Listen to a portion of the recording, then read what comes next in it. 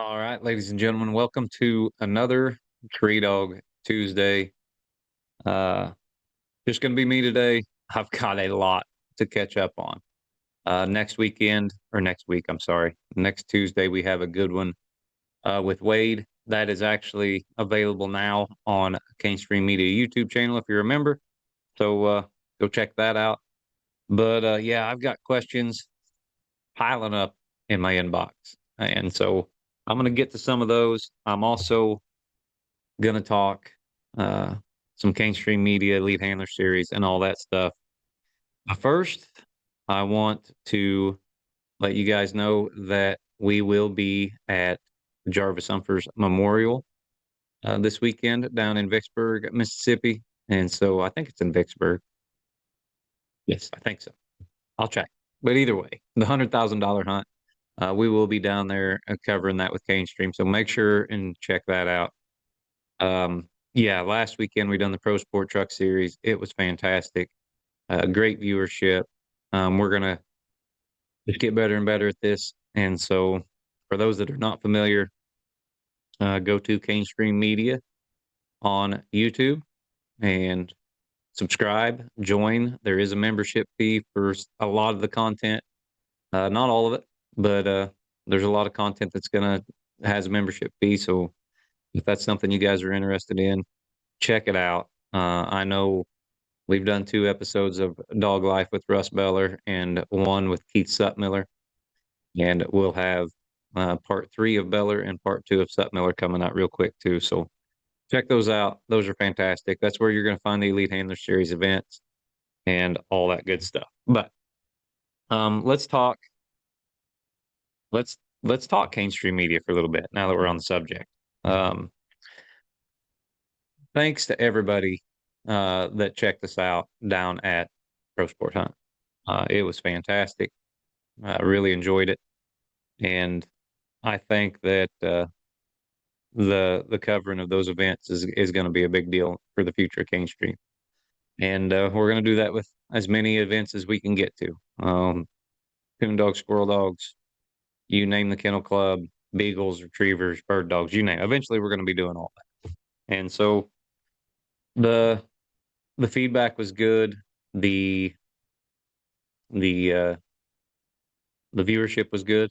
Everybody, the numbers were fantastic. I think we were up to like 3,500 views, I think, on the finals. And then the semifinal updates and stuff went really well. I had Mason Bush with me. He did good. Don't tell him I said that, but it was nice to have an extra hand there and to help me along with those. So yeah, just wanted to say thanks. That Good Springs, Alabama club is fantastic. Um, Brad Durham and the gang down there do such a good job. Probably the best club in the country. And yeah, great hunt, great time. Congrats to Ashley Hopkins and Ty Anderson and Dice. They come out with a win there. And so yeah, just wanted to say thanks. That was cool. We had a great time. We got to do the coverage, and we're gonna keep doing it. So yeah, stay tuned. It's gonna be fun. It's gonna be wild, and it's only gonna get better and better and better as we go. But let's get in. I want to get into some of these squirrel dog questions or squirrel dog questions. These dog questions. The first one happens to be a question about squirrel dogs, tree and walker squirrel dogs, as a matter of fact. This is from Mike Polkey. Polk. I'm not sure how to pronounce that, Mike. If I screw up your name, I'm sorry. I apologize. I think it is Polkey, but I don't know. We'll wing it. We'll see. Mike, let me know. But he says, Josh, I really enjoy the podcast. Think you're awesome in that role. I appreciate that too. I used to coon hunt, hunted with dogs that all went back to Wade Grashwood's Jill dog, actually. But I'm a little older and like to get to bed on time and feel good at work. I understand that. I've always loved my walker dogs and want to get into squirrel hunting pretty hard, and hopefully that will satisfy my coon hunting desire. Do you know of anyone with an active and winning breeding program of training walker squirrel dogs? And Mike, I hate to tell you, but no, I don't. Um, and I think, and I just let me know if I'm wrong. You guys just send me an email, Josh at Joy Dog Food. Let me know if I'm wrong. But a majority of of treeing walker squirrel dogs are dogs that were just wanted to tree squirrels from a young age and they couldn't make coon hounds out of. I don't know of anybody. I'm sure someone is, but I don't personally know of anybody that's breeding just for squirrels with walker dogs. I know they're winning. I know there's some walker dogs that are winning, especially some walker crosses, and so that's an area to look at too, Mike. But the best thing you can do is, yeah, if you shoot a message to Joey Poston or Samuel Green or one of those guys that are really heavy into the squirrel dogs, you get Cody Moreland or Chris Knight or Shane Mason or them guys that know squirrel dogs and talk squirrel dogs all the time. They'll let you know. They would know much better than I would. But it is an interesting concept because now I don't. This is going to make somebody mad, I'm sure, but walkers are dominating the competition world in coonhounds. I mean, they just no one can argue that, and they can say it's numbers, or they can say it's this, or they can say it's that, but they dominate, and that's it. Now, squirrel hunting's a different ballgame. I don't see. I don't know, and maybe they will. I don't see walkers dominating squirrel hunt, but they might. If you check out the Sutmiller podcast or you check out Dog Life with Keith Sutmiller, he's got some Walker bird dog mixes. He's got some Walker whatever cur bird dog mixes and stuff that are really good. And so, yeah, it's hard to say. It's an interesting concept, just breeding for squirrel dogs and just breeding treeing walkers, because most diehard treeing walker breeders are not going to breed to squirrel hunt. I mean, they're going to breed to tree coons and win coon hunts. So I don't know, Mike. It's a good question. I appreciate you sending it to me, though. Another question, Jonathan McLean. In your opinion, does a well-rounded hound stand a better chance at a UKC or PKC world title, or does the hound geared more for PKC stand a better chance at the PKC world title and vice versa? The reason I'm asking this, I feel like I've always hunted both equally and wondered if it's best to pick one hound and one registration and go all in.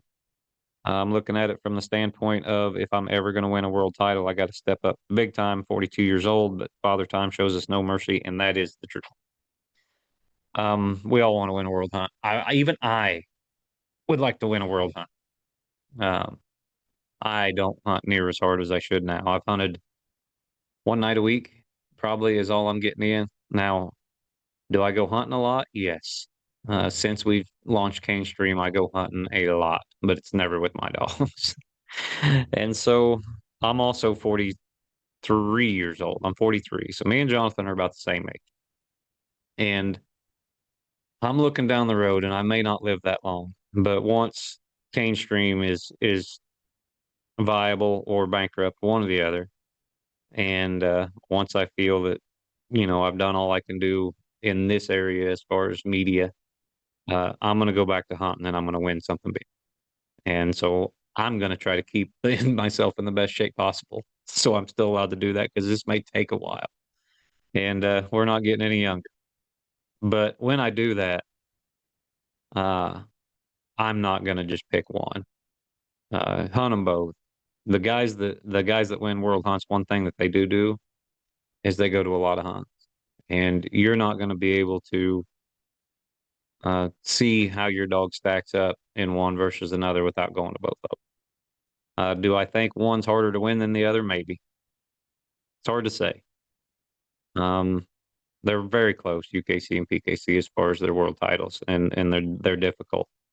And now that UKC's world championship pays money and they have the tournament champions and things like that, there are more guys from the PKC side hunting.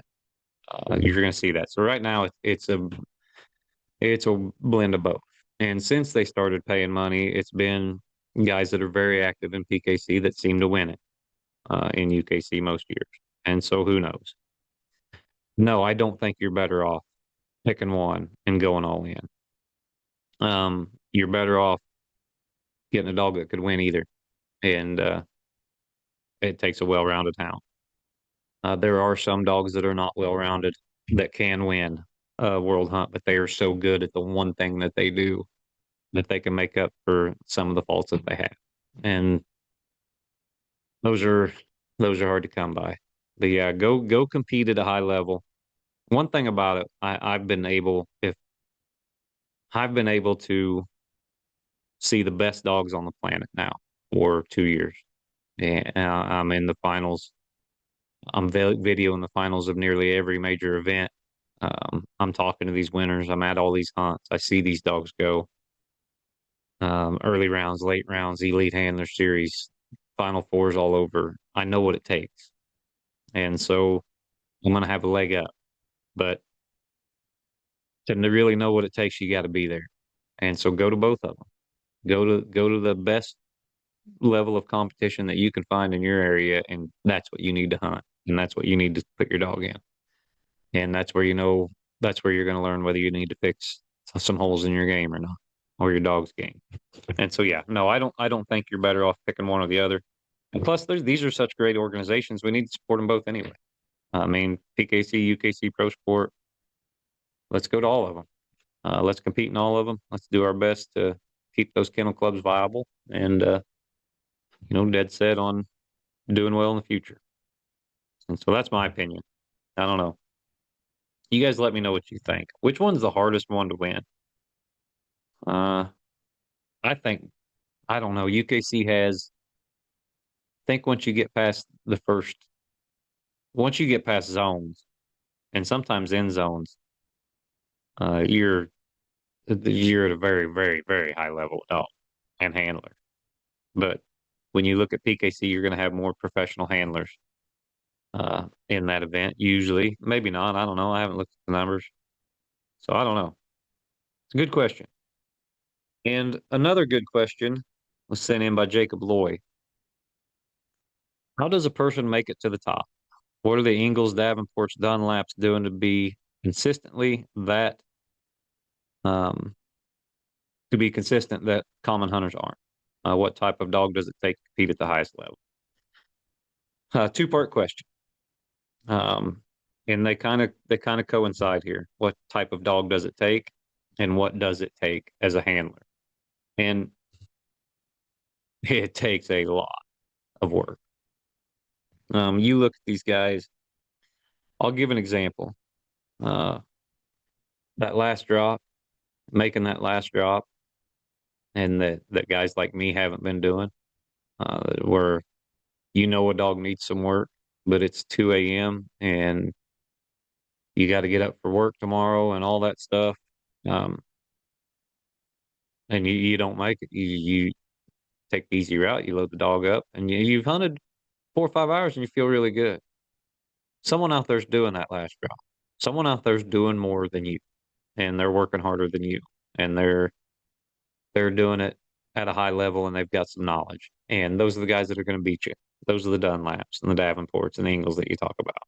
And do they do it all the time? No.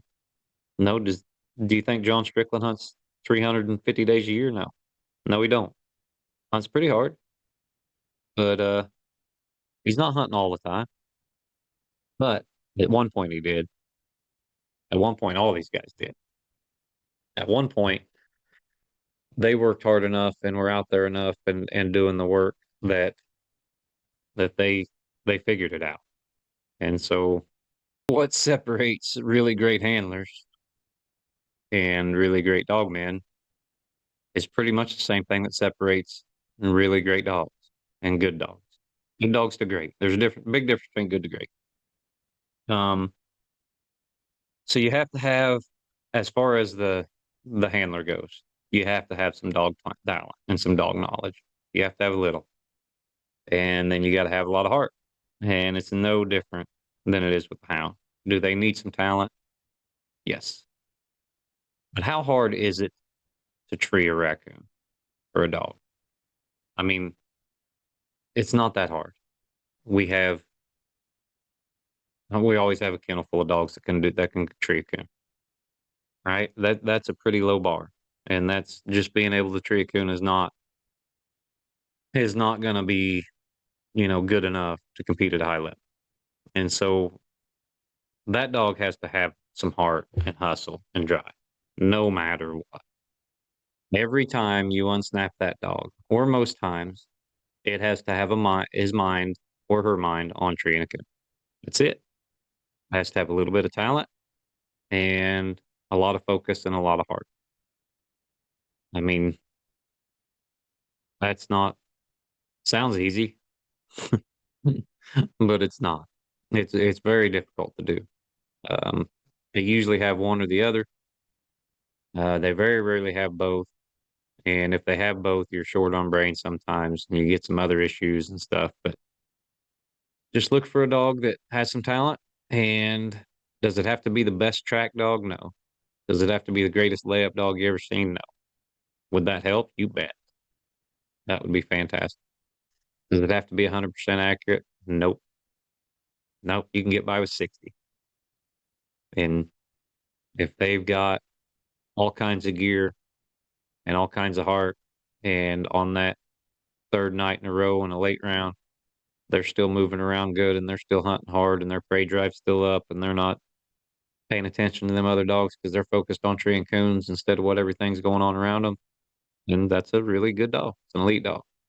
And elite handlers make elite dogs.